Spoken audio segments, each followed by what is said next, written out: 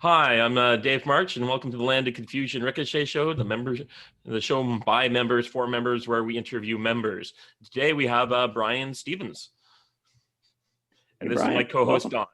Don. Oh, co-host, sidekick, all-around bon vivant. Yeah, Bryan Stevens is here. Yeah. Well, Don has sent me a big list of all the people he wants to interview, and you're like second on the list there, Bryan. Okay, well, awesome. Thank you, Don. I appreciate it. He just says that. He says that to everybody. Well, the list does exist. You're definitely on the list. Yeah. You're also on one of my lists, so that's okay. There you go. So, Bryan, where do you live right now? Oh, well, I live in Marietta, Georgia. It's a little suburb of Atlanta, Georgia. And, well, not so little anymore. But it's where I've spent my whole life, except for 4 years going to Florida Tech in Melbourne, Florida. So actually live, as the crow flies, maybe a mile from the house I grew up in. Wow. So not far. And yeah, that is a centered life geographically. well, my mother's from Atlanta, so I'm a kind of a rare thing. I'm a multi-generational Atlantan. Atlanta is full of a bunch of transplants fleeing the blue states. Get a lot of people from, interestingly enough, I think people follow the expressways. So a lot of people from Michigan moved down here, down I-75. And they're there you to have now convert it. You have a treadmill in your background. Yes, I do. We should be doing this from the treadmill. Yeah. I don't have it quite set up that way. Yeah, so the home office was the only place the treadmill could go. And as you can see, it is remarkably free of clothing because I, in fact, actually use it as a treadmill when it's not pretty enough to walk outside. It's probably going to be entering more of its dormant phase for the season. I tend to walk in the morning. So, and if I get up at 5:30, even in the summer, I can just go walk on the porch, walk outside. So I prefer to do that. So it doesn't get, in the summer, in the evening, it might get it. And of course, in the winter, when it's 20 degrees, I'm not. So I tend to walk inside more for that. So I am a little curious. I mean, I've been to Atlanta twice for conventions, once for a Dragon Con, once for a different type of gaming convention. And it is a very, I'm just curious how the riots affected it last year, given some of the... Really nothing in the suburbs. I think there was a little bit downtown. Of course, somebody got arrested and tased, and the response of folks was to burn the Wendy's in the parking lot he was trespassing them down. But for the most part, that's right. That was in a Wendy's. Yeah. For the most part, the Atlanta metro area, like Cobb County Sheriff's Department, redeployed people and Cobb County Police redeployed to downtown.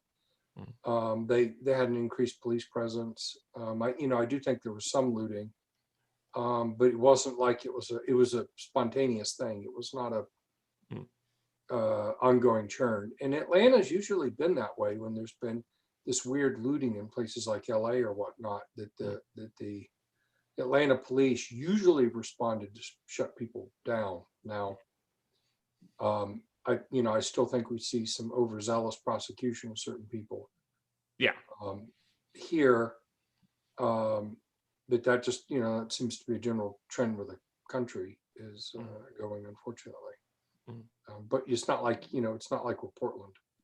Yeah, well, and so I was watching a guy yesterday on TV, on the YouTube say, it's like, Portland, there's nothing like Portland anywhere in the world. Like, don't think that's what's going to happen anywhere else. I mean, Oakland is much more likely what's going to happen to other places, but Portland is a special kind of place. He had a picture of like Darth Vader on a unicycle playing flaming bagpipes. And it's like, this is Portland. Yeah.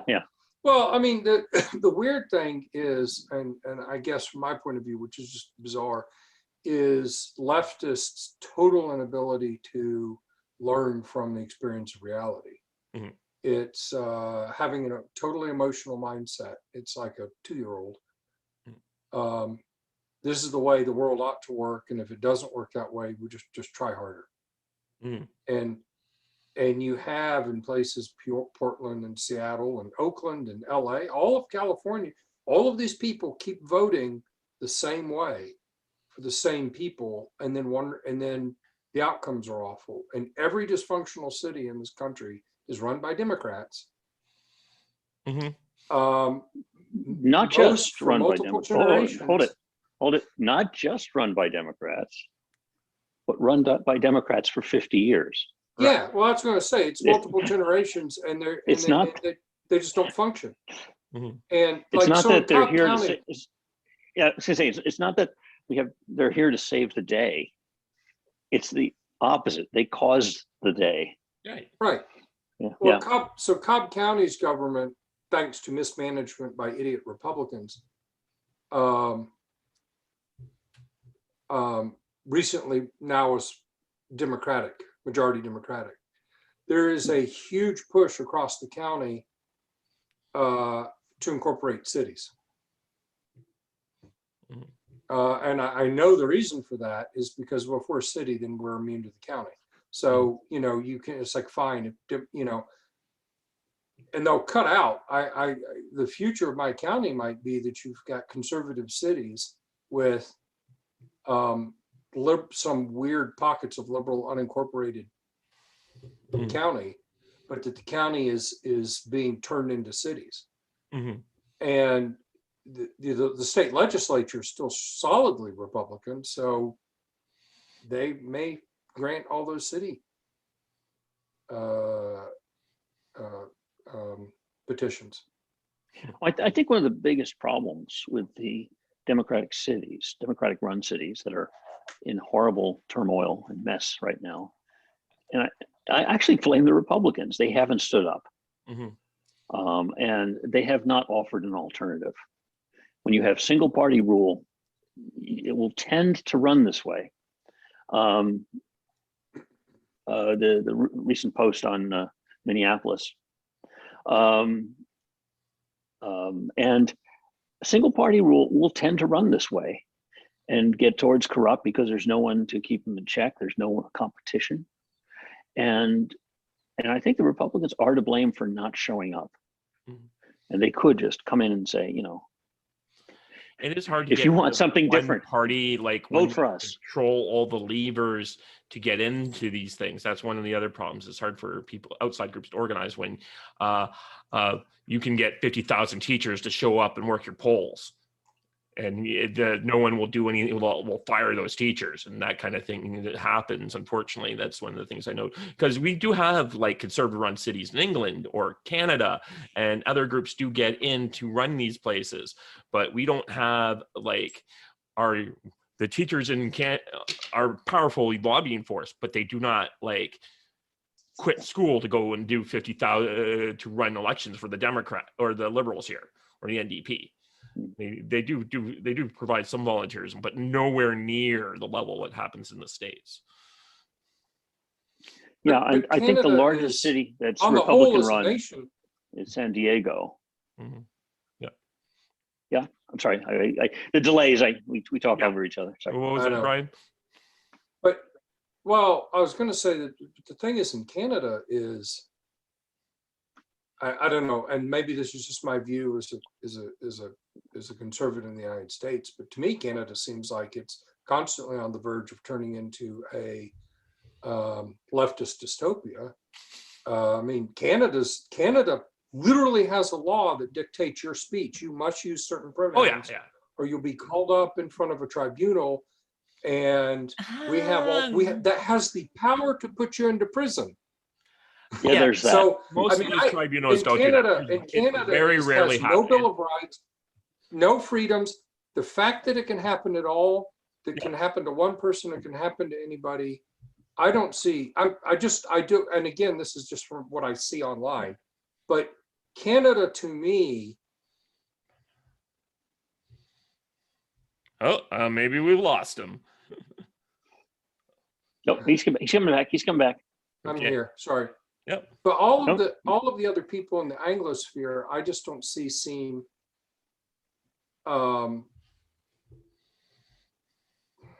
like there's any safety for freedom in any of those places. No, not either. really. I mean, like, I'm just saying that the difference on the electoral level, that's a slight difference. I mean, we have a lot of problems here. I'm not going to deny that. I'm just saying in this one thing where you don't have this kind of issue of like these public sector unions are not, Right. they do have influence here, but they don't have the kind of ability to control cities the way they do in the States, because you can't get like, remember Scott Walker, people are talking about storming how bad this awful storming of the US Capitol is. And he's like, runs an op-ed the next day. And he's like, you guys kind of quickly forgot how my first term as governor went when 50,000 teachers were breaking into the legislature every day.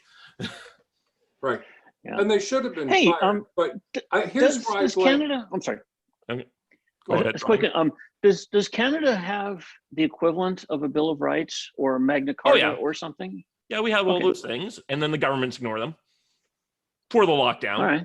For our own good. We have like but we have all these things that say in our things, something like within reason, for the greater good. It just sort of like, so there's always like a cop out.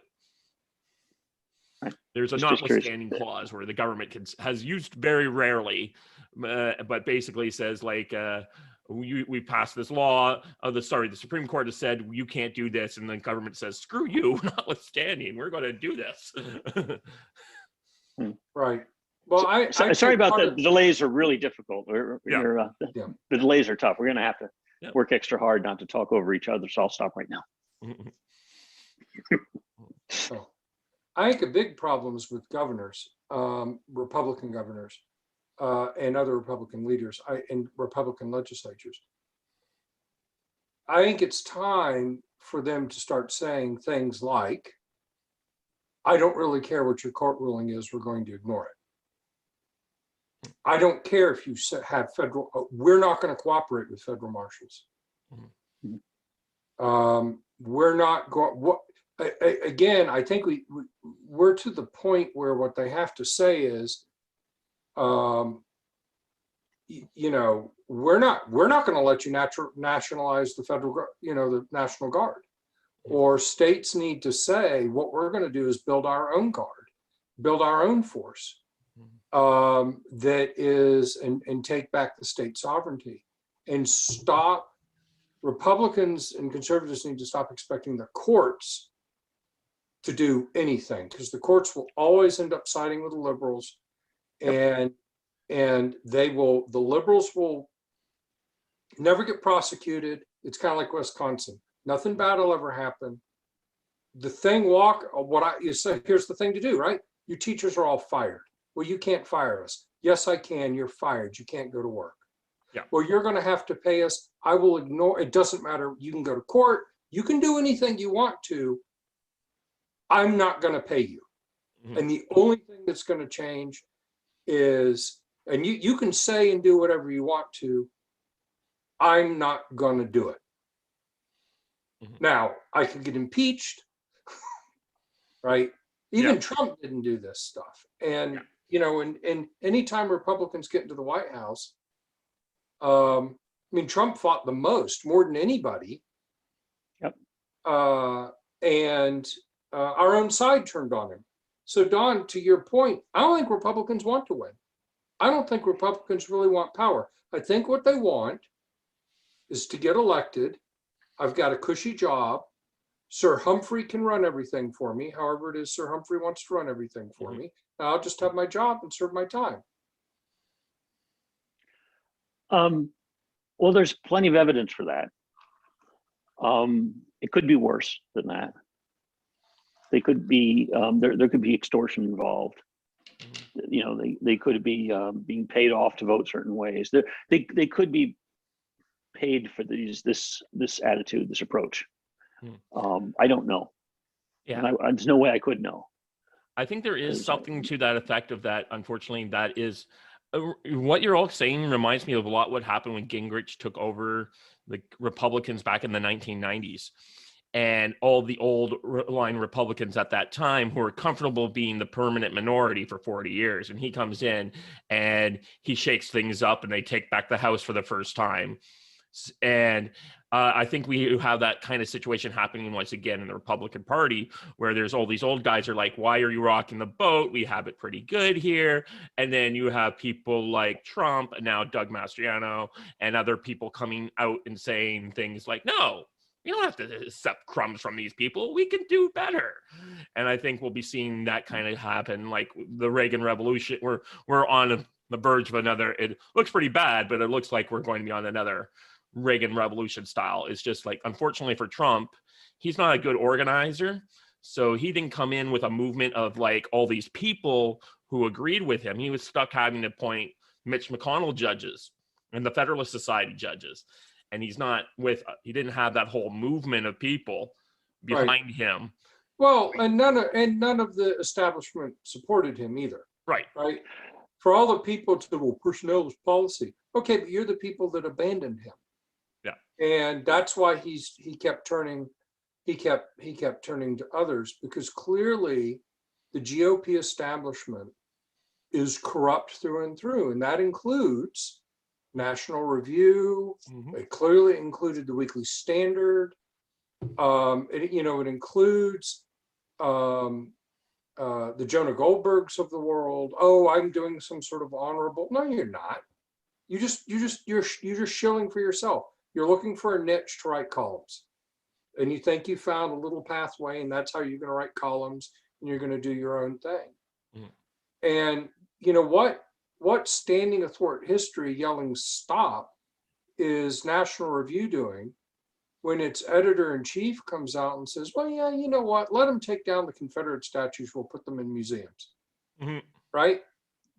Okay, well, let's do that. Now are we going to take down all the George Washington statues and put them in museums? Let's take down. I mean, there's are we going to dynamite Mount Rushmore? Yeah. Put there's up new no people? sense that I have that any of the conservative luminaries care about actually what happens to little people and actually care about winning a fight. They just all want to sit around and, have their nose in the air at us little people. And you can tell it with like the big thing was the Georgetown cocktail parties, right? I used to remember people at National, Jonah Goldberg, oh, I've never been to a Georgetown cocktail party. Okay. I remember listening to a GLOP podcast where the three of them spent, I don't know, an hour talking about New York City theater scene. Right. And I remember thinking, who cares? You're supposed to be talking about pop culture.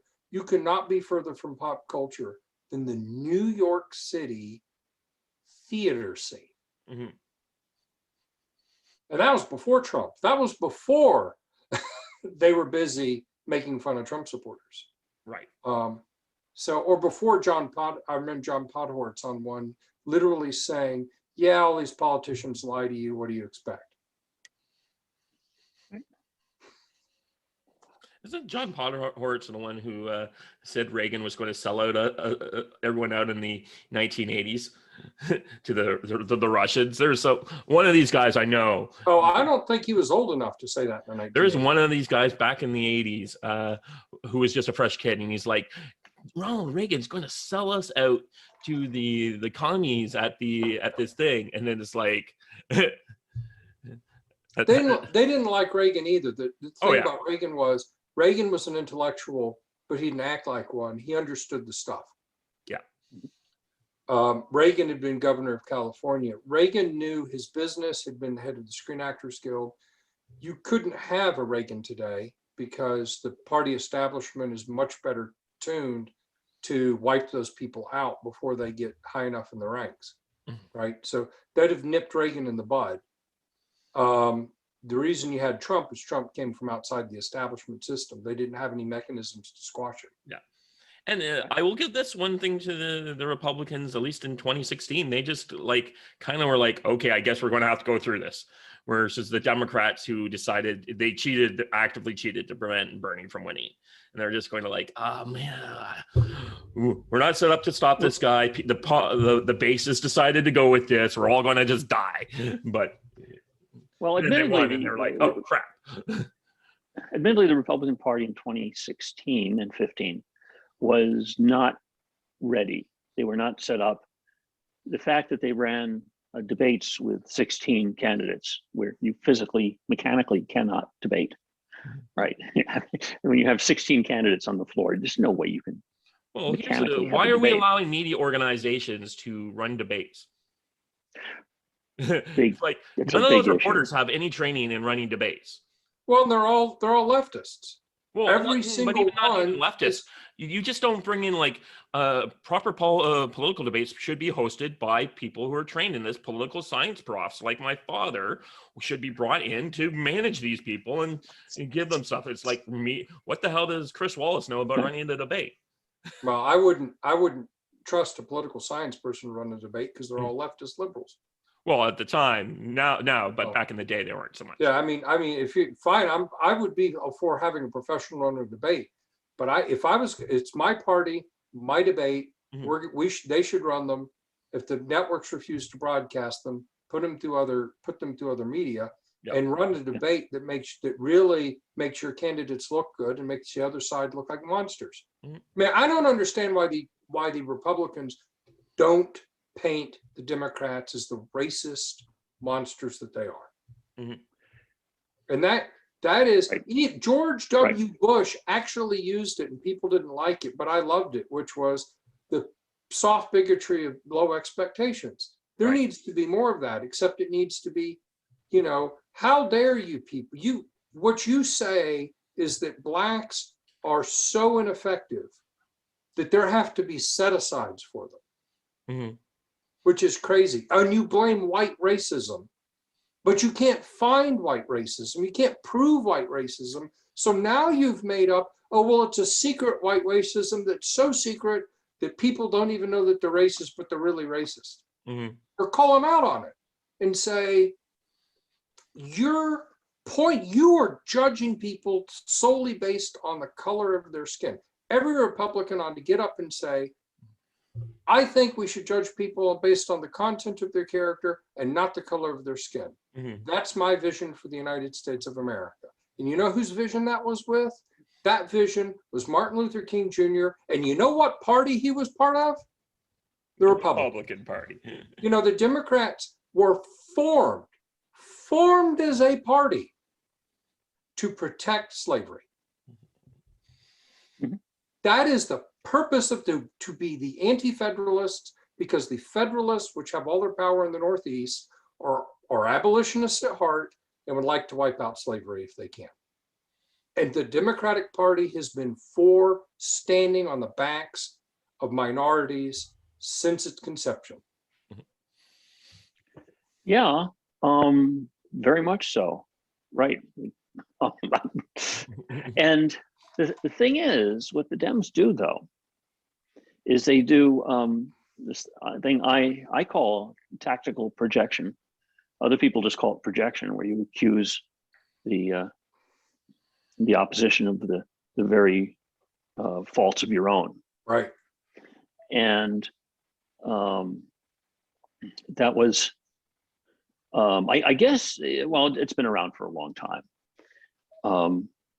But it's attributable to, I don't know, Goebbels maybe? I don't know.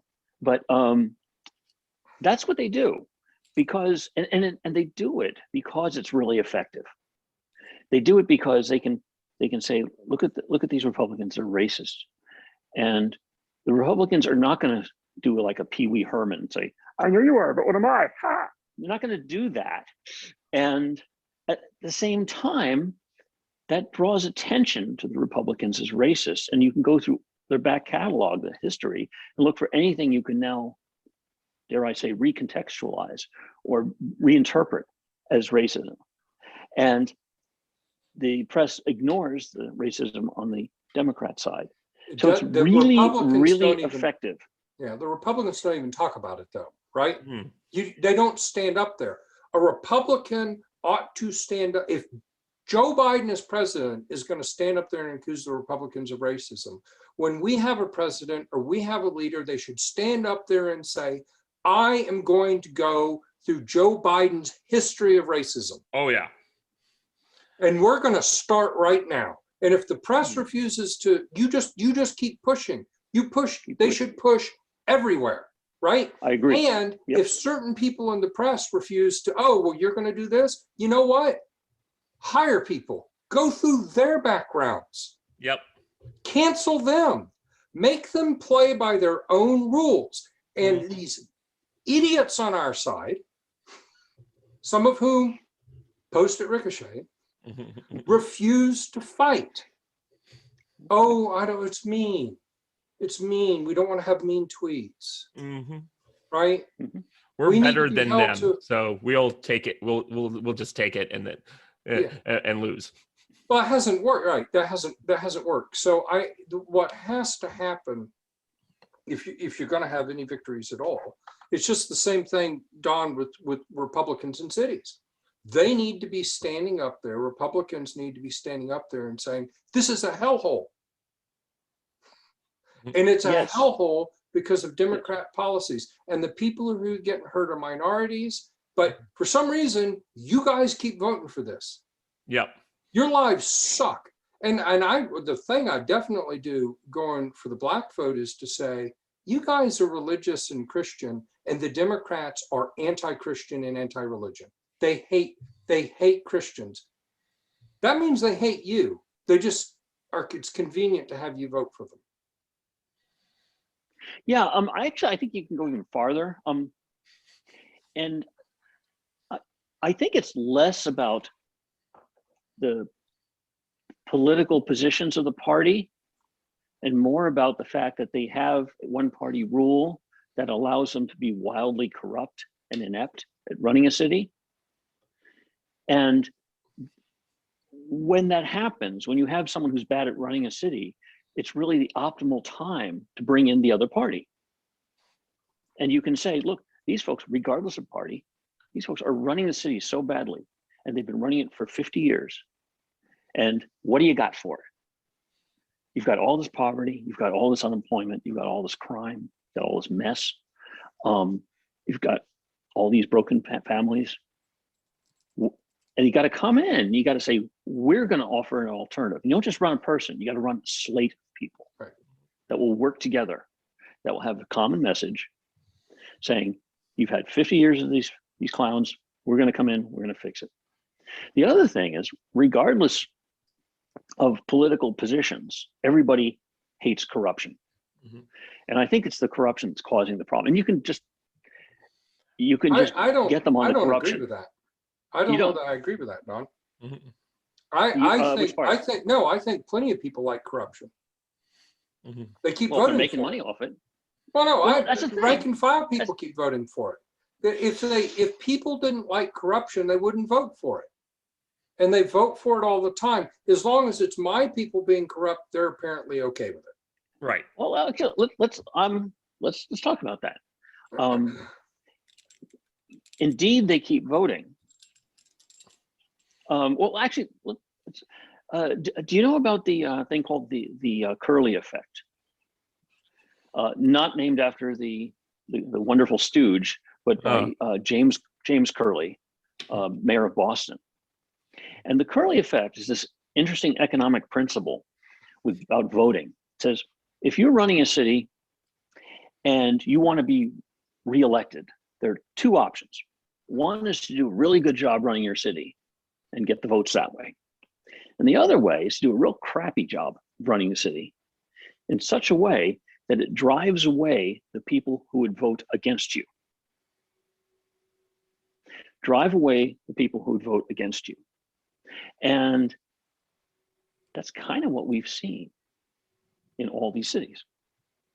And it's not that they're voting for these people again, this party again, it's just that there's no one else to vote for.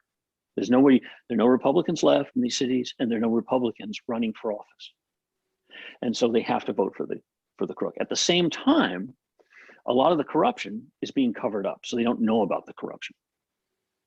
Because and we mentioned this before, the you won't get arrested in a Democratic run city. You won't get arrested. A Democrat won't get arrested for corruption, right? Right. So between those things, those three things, Nor will the press report on it. Nor will the press report on it. So between those things, those four things, I guess, they basically have no choice. And so the way to disrupt that, the way to change that, is to have like an army of Republicans come in and say, not an army, but make a serious presence. And the way you can do that even better. I agree with that. But I do think since that's not going to happen, the Republicans aren't going to do that. I think ultimately where I think we're headed is within a generation, we're going to have a sectarian civil war in this country. Because they keep, the thing is, the left wins. It does nothing but win. It always wins. It always advances. And the more they win, the more they want to stop people. We now have cancel culture is a dress rehearsal. It is practice for genocide. Yeah, kind of. And when they go to start murdering people, which has already actually started to happen, but when it happens in mass, the people that they're trying to cancel are going to defend themselves, and it's going to be Rwanda. Now, the way it worked in Rwanda is one group of people decided we're going to kill another group of people, and it was pretty bad, but the attacked group ended up winning. Right. Mm. And all I can say is in sectarian civil wars is what happens is people say, now that it's okay to kill people, I'm going to settle scores. And you have murder on a mass, and you can't, once that happens, no amount of there's not enough military in this country to stop a sectarian civil war once it gets started.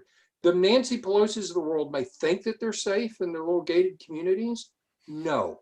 And it doesn't even have to be much, because the people they want to cancel are the majority of the people who drive the trucks and pump the oil and do the work that actually makes the country run. And if all of them say, hey, no food's going into cities, well, we'll ship it. You will? How many semis? Think about people deliberately wrecking semis on bridges to stop food from getting into it. Or, you know what? We're going to go blow up all the service substations. Hey, here's one here that you don't even have to be violent about. Here's one you don't even have to be violent about. Just get 100 people to drive their cars on the highways and stop and get out. How long is it going to take to get 100 Well, cars we experienced that with Snowmageddon in Atlanta already. It was awful. Yeah. Now, I don't think that sort of thing is. Well, first off, I don't think it's practical in this country for geographic reasons. Everybody's so mixed around, and I really don't like that idea because of where I live.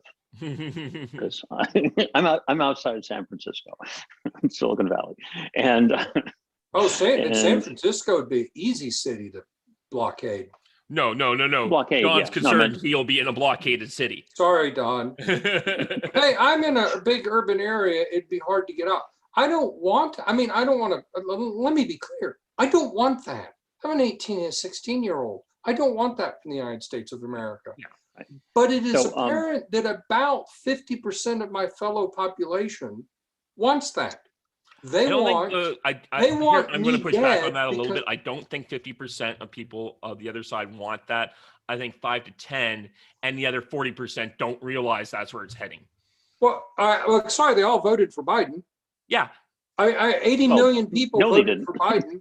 And no, they didn't. And this is what they want. They're getting exactly what they want. Yeah. They voted for Biden. They're getting thousands of people trying to enter the country illegally. They wanted that. They want to strip the population of guns. They want higher taxes. They want higher gas prices. But that's not what all those people want. I have a friend of mine who voted for Biden. He just wanted health care. That's all he wanted. And that's the thing. So many of these people don't want. They don't realize that that's all happening because they're voting Democrat. They just thought they would get healthcare and a bit more welfare policies, or they'd get rid of the mean guy. They didn't realize. Or here's one thing: I had a guy. I'm a politician. I run a little riding association. I run a candidate, and we always lose.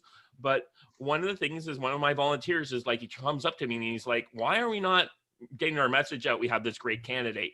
I said, "Because you're from Montreal and your wife's from Toronto, and basically imagine you're going to downtown Toronto and telling everyone who's a Maple Leaf fan that they got to vote for them, support the Montreal Canadiens because they're going to win this year."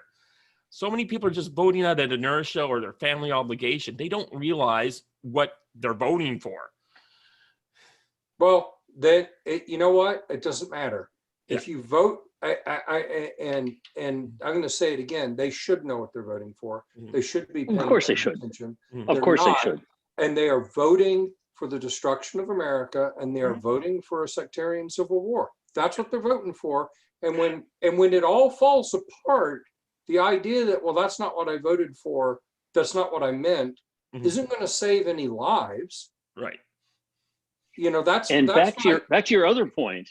Republicans never said that, what you just said, and that's a problem. The Republicans never said a vote for Biden is a vote for the destruction of the country. They never said that. Yeah. Or whoever they were running against. Right. And they never said, and that's a problem. And that's back to the original point, right? Yeah. And well, that's being extremist, or people talk about a civil war, and again, cancel culture is practice for genocide. That's the way these things work. And again, there has never been in the history of humankind any time that the sides suppressing speech were the good guys. Yeah, that's a good point. That's true. That's a good one. Put that up on the title here. Yeah. Well, ultimately, that's a good one. Ultimately, because I don't get to run into Democrats, but if I had somebody say, well, I'm a Democrat, and I'm not getting to see my in-laws anytime soon, but that would be what I'd say. You support the side that's for the suppression of free speech. Yeah, absolutely. That makes you the baddie. And you can try to justify no, actually, it. That's a powerful thing. That's a powerful thing without being directly confrontational. Well, I'm cribbing it from a tweet I saw online, but yeah, but no, I think I saw it too. But it's a good line. It's powerful. Yeah, and I think that's a good one to go with. Am I signing you two guys up to run for political office down in the States so you guys can now bring your message to the larger Republican Party? I want to be a highly paid consultant. Yeah, I don't know that I'm the right person to put in front of people, because I'm probably. That's the thing, is that I got to say, as someone who is who just recently on Wednesday finally got my appointment approved, or not approved, but I did my swearing in. You guys, it's not, you don't have to necessarily run for the front office. You can be like in the background, a county chair, or all that kind of stuff. The more you get involved in making in the political process, the more influence you'll have in making and changing it. It's one thing to come on the show and say we're all going to die, there's going to be a civil war, but there's also you guys, and that's a message I really want to get out to, like, the people who watch this show, is that get involved, do more than just Drake. Complain? Write a post on Ricochet, which is what you do a lot, Brian, and you're constantly on the main feed. Oh, also there's the precinct chairs for the Republican Party. There's still an awful lot, like 100,000 or so. I think that's one of the big things that ended up happening that made such a shocking difference in the 2020 election, is that Trump made this appeal to people to go down and become poll captains and poll chairs in places that I don't think have seen a Republican in a long time, especially in Detroit and Philadelphia. Well, one can hope that will. Yeah. And those people went in there, and then and that's why we saw what we saw in the hearings, that the people on Ricochet didn't want us to watch, and basically saying all these things, like these people would come out and say, no, I got punched in the face by a Black Lives Matter activist in Detroit for objecting. The cops literally dragged me out of the precincts, or they locked the doors so we couldn't get back in. And right. Kind of, that's the real. Nothing to see here. Dominion voting machines. Yeah, nothing to see here, right? We can't. And nothing was prosecuted, Yeah. which is the real problem. That is, I think, the indication of things being wildly corrupt. Right. No, I agree, and I think that's a problem. Part of Until we part of fix that's that. where you live. I mean, I'm reasonably certain if there was a mob threatening my house and I grabbed a gun and stood outside, that I would not get heavily prosecuted in Cobb County or in the city of Marietta. I might, but I don't think so. You know, and that's the sort of thing that worries me. I feel like we're stampeding towards what I call a spring 1775 moment. And to kind of spell that out, if people don't know what I'm talking about, in the spring of 1775, before that, I think there was an opportunity to not have a revolution. And the British said, oh, some people are going to have some guns. They're going to, that's in Lexington and Concord. And they marched out of Boston. And by the time the day was, and that was no big deal. British troops could march all over the colonies and not get into trouble. By the end of the day, there was a rural riot where people had come out of the woodwork and were sniping at them and shooting at them. And this column was, even if as it got reinforcements, was very beleaguered and sniped and shot and by backcountry's riflemen until they got back to the safety of Boston. And after that point, the British never again were able to march. Were never able again to march around unless they had units in force in the colonies. It was over. Yeah. And I keep being worried that what you're going to have is something like they pass this insane, some sort of insane gun grab. And okay, we're going to go house to house and take people's guns away. Yeah. And all of a sudden you've got some SWAT team hitting somebody's house to take their guns, and they start getting shot in the back. And the police station falls under assault.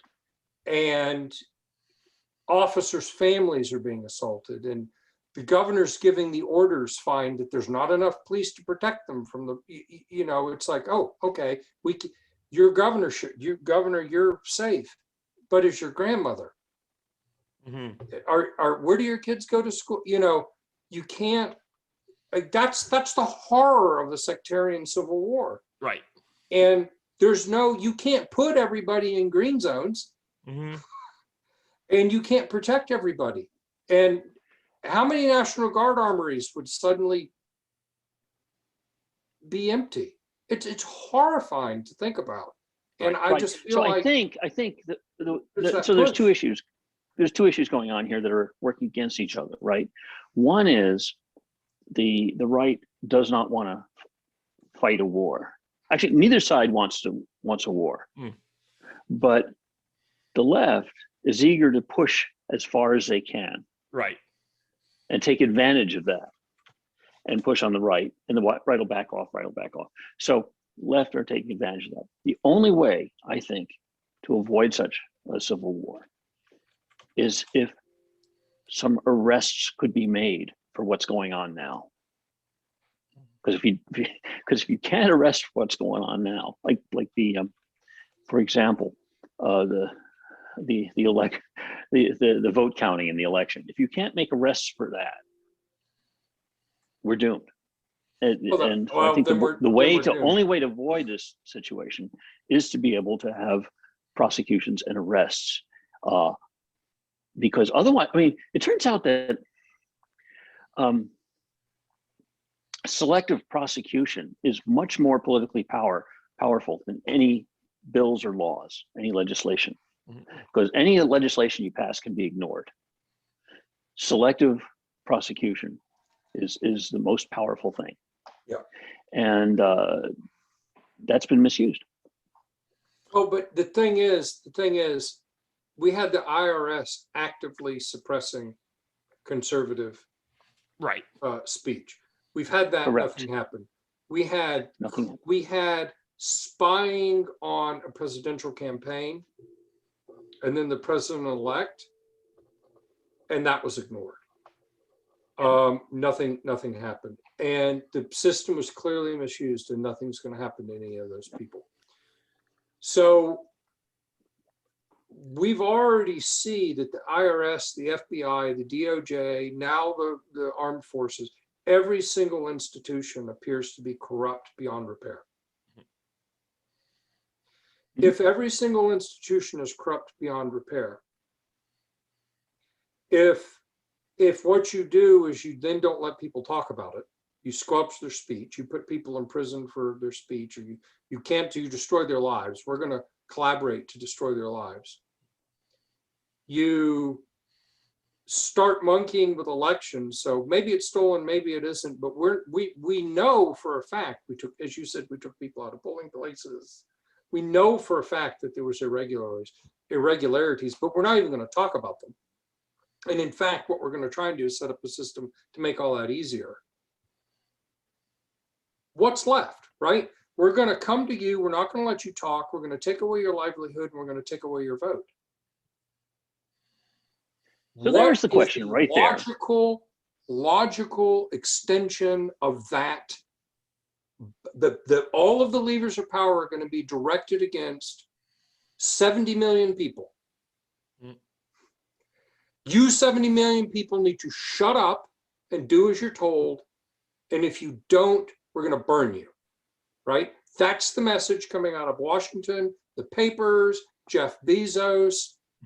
Everybody in a position of power is saying that. And if the GOP's response to that is, well, we're not going to defend you,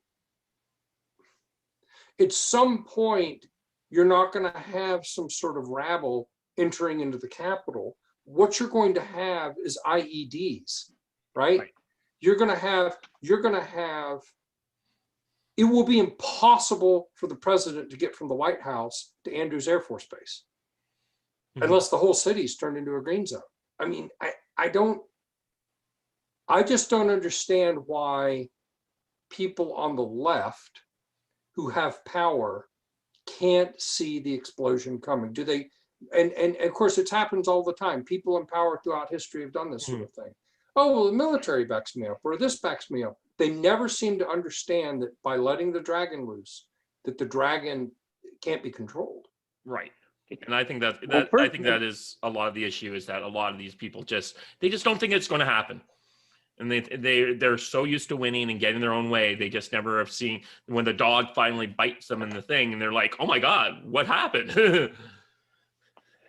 Well, there are a couple of things. One is that we have to differentiate between on the people on the left, those who are in the party, and those who are just voting that way, because they're very different people. The ones that are actively involved in the party, politicians, running courts, prosecutions, people with an active role in the organization, and the people who just vote for them. They're different people. And the people who vote for them don't know what's going on over here. There's that. And if we you sort of have to make a compelling argument to these people who are voting for them. That's what they're voting for. And then you can have them on your side. I've talked to them, and they're right. Nope, Republicans are racist. That's all they know. And there's no amount of data, right? There's no amount of failure. There's no amount of anything that will change their mind. They will vote Democrat because that's the bill of goods that they've been sold. And Republicans are racist, and Republicans want people to die in the streets. I want to be a good person, and the only way for me to feel good about myself is to vote Democrat. And that's it. Okay. You've got to make a compelling argument.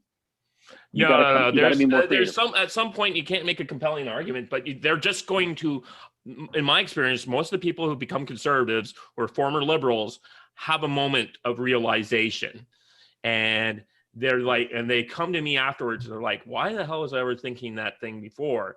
And it's like, they have to self-actualize. Yeah, And well, it Yeah, generally is, sometimes they get mugged by reality.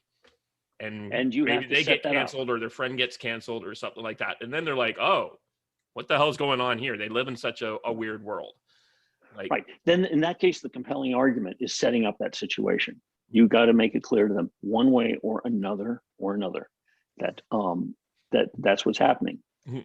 And because and, also, this is a call for creative, smart people to come up with a better solution than a civil war. Yeah. We need some. well, And- I'm not that creative or smart, I don't think, because I just don't see how to get people to stop signing off on the destruction of everything that makes Mhm. Western civilization work. They've totally bought in to everything, and I don't know how to stop that. Well, actually, I think we talked about it. I think it's crazy, but I think the inner cities are the best first step, because those people are being affected by it directly and greatly. And one of the things I thought, I posted this to Ricochet a couple of times, was that Republicans should set up community centers, and they should target a few inner city areas and set up a community center where they invite people in, free coffee, bagels. They offer to help them with their problems, with various, municipal problems, getting the garbage collected, getting the streets repaired. Teach them about civics. Tell them about the first 21 Black congressmen who were Republicans. Teach them about, help them with, and from those people, find some that would make good leaders and nurture them and help fund their campaigns and help them get in. And the reason I say this is because whenever you have a lot of people voting Democrat, the Republican Party says, we're not going to waste our efforts there. They're cooked. They're voting Democrat no matter what we do. Instead, it's an opportunity. Yeah. Use an opportunity to present a much better approach.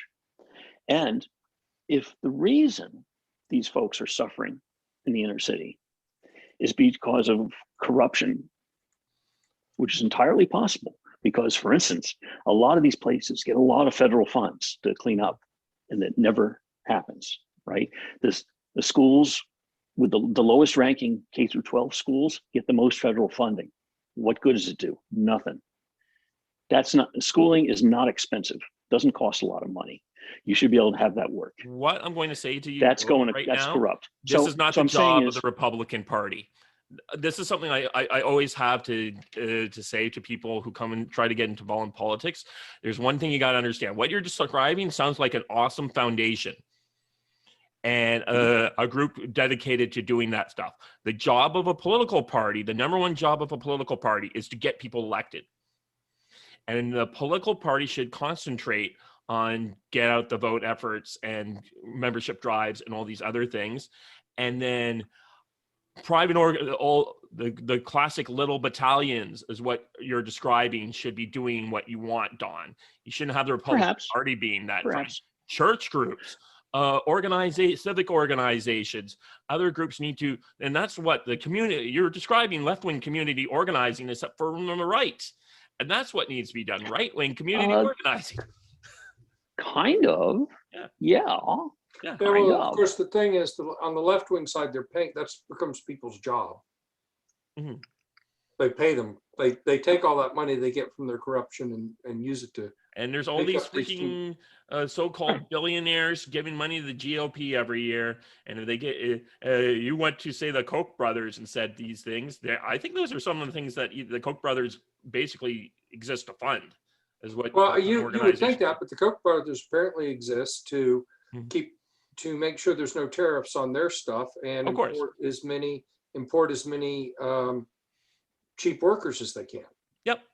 And I'm just saying that, but there's other organizations out there. Like I use the Koch brothers. I understand they're from their particular situation, but they do some of this stuff already on their own. And I'm sure I there's other guess, groups but that are out I there think being able to do it. the Koch brothers are part of the problem.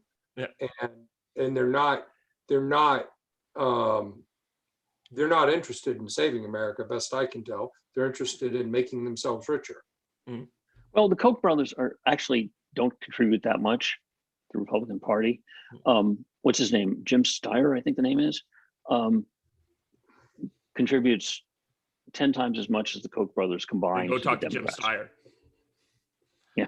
I mean, I will say, if I was like a billionaire, what I'd be doing is working to buy a women's professional sports team, like a NBA team, which I would then staff with men who declare that they're women. Right. Oh. That's one thing. And champions. That'd be easy to find them. It's all people cut from NBA teams. Otherwise, their careers are washed up. For me, if I were a Republican billionaire, what I would do is I would set up retirement homes in Vermont or factories in Vermont, whatever product I'm making, and just hire Republicans, because apparently you need 20,000 Republicans in Vermont and you will end Bernie Sanders. It will become a red state overnight. That's because there's nobody in Vermont. The Cobb County where I live has more people than the entire state of Vermont. I know. And that's the thing. We just need to get, I noticed this a few years ago. People are like, all we need is a few thousand more Republicans and we'll carry Vermont and a lot of these Northeastern states. You just got to convince people to stop retiring in Florida and to retire in the Northeast. And you will swing half a dozen states, get another 6 senators. It'd be crazy, but nobody wants to retire where it's cold. I know. It's a hard thing, but maybe we just need to put some and pretty much all of New York retires to Florida. Yeah, I know. I grew up there. It's the law. Anyways, you grew up in New York, you retire to Florida. Talking about 50 minutes here. We actually have some members' questions for Brian. Oh, okay. All right. Let her rip. Okay, so Aaron Miller asks, what sort of, because he knows you're a counselor, actually, I'll ask you, what kind of counselor are you? Okay, so in the state of Georgia, I am a licensed professional counselor. So I have a MA in psychology. And so I got my license in June of 2000. Okay. So we're pushing 21 years of being a LPC. Okay. I'm also a certified professional counseling supervisor. So it's a certification in Georgia to supervise up and coming LPCs. You got to do 3 years of supervision. Okay. So Aaron Miller's question is, what sort of problems are the most difficult to treat or assist? The most difficult problem to treat or that kind of take the most work are things like schizophrenia, personality disorders, and substance use disorders. Substance use disorders are just difficult because the overall rate of people getting sustained recovery is not great. It's about 1 in 3 across all your different drugs. I think ultimately there's going to be more and more medical interventions that help on that. We already have some drugs that can help block craving. Schizophrenia is just difficult. We know what to do with schizophrenia, which is to get people on the right meds. It's just can be difficult. And some people have what's called a refractory schizophrenia. They don't respond well to medication. Ideally with schizophrenia, there's a prodromal, what's called a prodromal state. If we could get better as a society as identifying it, try to do that through the schools. Conceivably, we could put people on antipsychotics as prophylactics, and then they'd never have their first big break. Oh, wow. But every time somebody with schizophrenia has a break, they tend to have a little bit less functioning, a little bit less functioning. So we should have started with this section. Yeah, well, I didn't realize this would go on so long, but it did. Oh, sorry. And then personality disorders can be difficult to treat because it's very hard to repair somebody who's got a kind of a broken personality. It can take a lot of work. people who are antisocial, you're probably not going to fix, but if you can teach them to be a better con and work within the system, they can get into politics. I'm not antisocial enough to be into any significant politics, I think. Okay.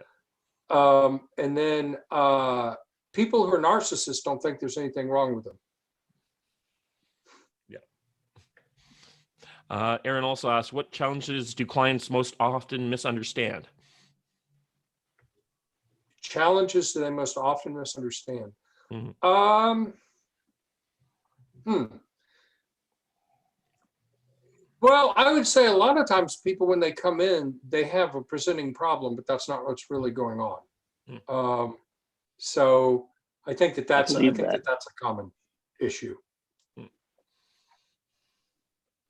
Yeah, I know I've recently started therapy for my own issues, and one of my therapists is always like, says, you're so much more receptive than so many of my other clients who don't think there's anything wrong with them. And I'm like, oh, I know there's things wrong with me. Right. And he also a little side question there. Tell me about the problems of self-diagnosis.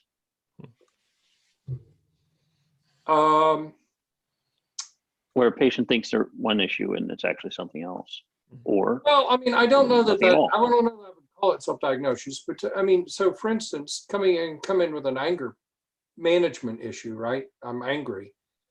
Anger is a secondary emotion, so we are always getting angry in response to something else. So most people who have anger problems don't actually need anger management. What they need to do is get in touch with whatever emotions driving the anger. In my case, it would be anxiety. So I had to learn to live with being anxious. A lot of men, the problem we have is society tells us we're not allowed to feel anything but anger.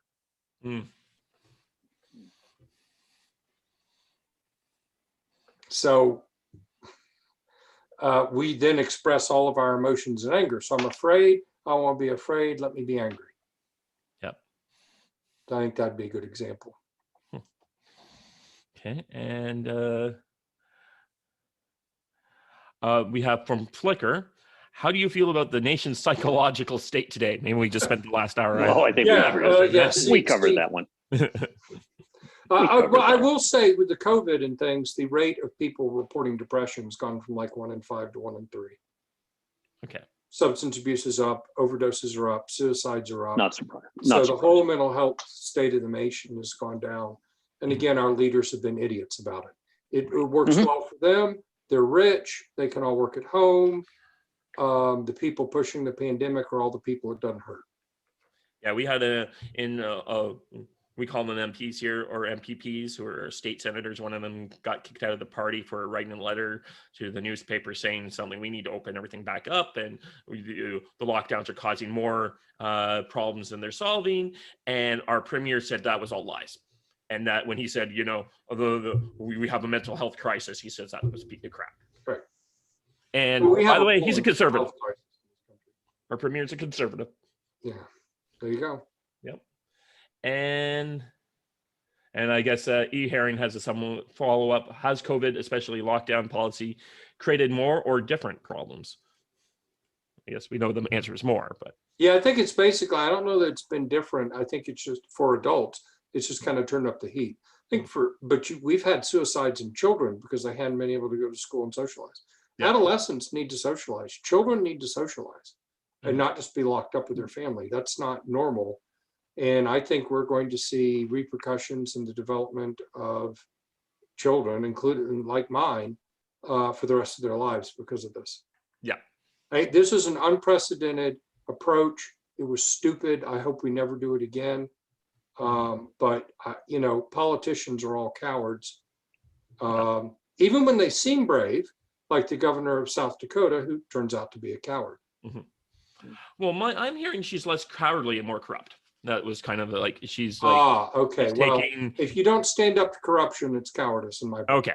But I watched a show where these guys are lawyers, and one of them was one of Trump's lawyers in the impeachment fight, and he's basically saying, oh yeah, well, the reason why she could be brave against the lockdowns is because she doesn't have any big corporate interests, but the reason she's doing this is because there are corporate interests that are very involved in the woke agenda. Right. Yeah. So do we want to continue, or should we we usually try to find a happy note to end on? God, Yeah. a happy note to end on. I'm I'm breathing. What is that? Well, unfortunately, like now, today was my last day of employment at a job that, 60 days after I got hired, I found out that they were shutting the whole thing down. Oh, wow. Yeah, and they hired me as an executive director, so it's like I'm not quite sure why you spent 2 months hiring me if you're just going to turn around and shut everything down. So I'm back amongst the ranks of the unemployed. I think this time I'm going to work on developing a private practice and trying to put together my own gig. And that way, when you get fired, you only get fired one client or at a time, So that's kind of where. Well, I can think, I'm looking back, and just as a historian, looking back at what happened in the United States, say 40 years ago, and we think we have it so bad now, but at one time there was like a terrorist attack every single day of the year in the continental United States during the Nixon administration. And we don't have that happening now. There is like riots, there's all this discussion, but if you go look at things back in the 60s, and it seems so much worse than it was today, it is going on today. And I think that's really we're kind of in the storm, and it's going to break in the next 4 years. And I don't think people come to their senses. It's more people will just come out of this and just kind of break free and move on and stuff like that. I don't think it'll be a civil war. Yeah, I hope you're right. But I don't know though, if we do break down into a civil war, and there's rolling civil war across North America, hopefully when we're done, we can actually succeed on maintaining control of Canadian territory this time. That's all I'm saying. That's never been successful.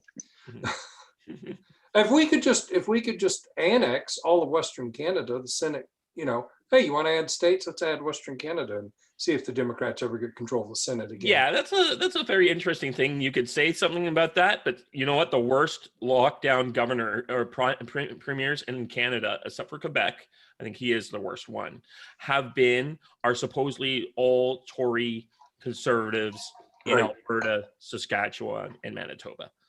All three of them are conservatives. They are the worst. Well, I think the irony is in the United States, the whole conservative versus liberal thing is really deep. And in like Canada and Australia and Great Britain, it's just not as deep.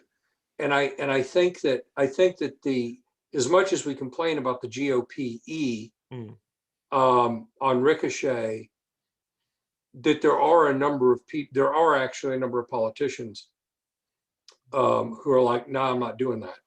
Yeah. And I'm hoping in 4 years to be voting for DeSantis for president. I think that's a good chance of that happening.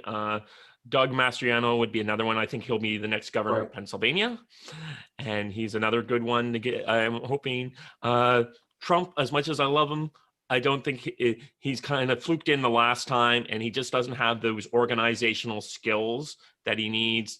I think he can be a kingmaker. The thing is, I think he's living in Florida. Yeah. And I think DeSantis ought to take advantage of that to get Trump to nominate him heir apparent. And I think he could then run away with the primaries and be in a strong position to run against Harris. Yep.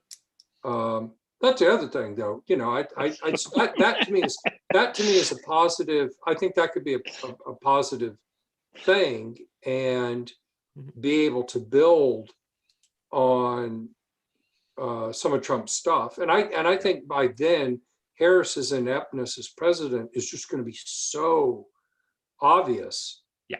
There's just going to be so many disasters that the media is not even going to be able to. It's already been a disaster, and that's even with Biden's ineptness. Well, okay, it's another topic. I got to go soon. So Okay. Yeah. Well, but it's when the Washington Post gives Biden 4 Pinocchios. The Washington Post gives I Biden saw 4 that. Pinocchios. I saw that. There we go. We have I'm something to just be like- happy go out. Washington Post is giving Biden 4 Pinocchios. Yeah, I mean that's it's like wow. That's unfortunately it's ineptness at the core of the country. Hey, maybe China will fall apart in the Civil War before we do that. That is a distinct possibility. That'd If be you something. go look at some of the geopolitical shows I watch, Yeah. China's got this whole problem is that they have this great age bracket going on right now, but in the next 10 years, it goes to retirement. They're going to be Japan soon. Right. Well, and the thing is, China's got so many people living in horrible poverty. They still have 20 million people living in caves or something like that. So Yeah, but that's a small fraction. They have 4 times our population, so it's crazy different issues. Yeah. But I gotta go. We gotta. Well, right. I gotta go.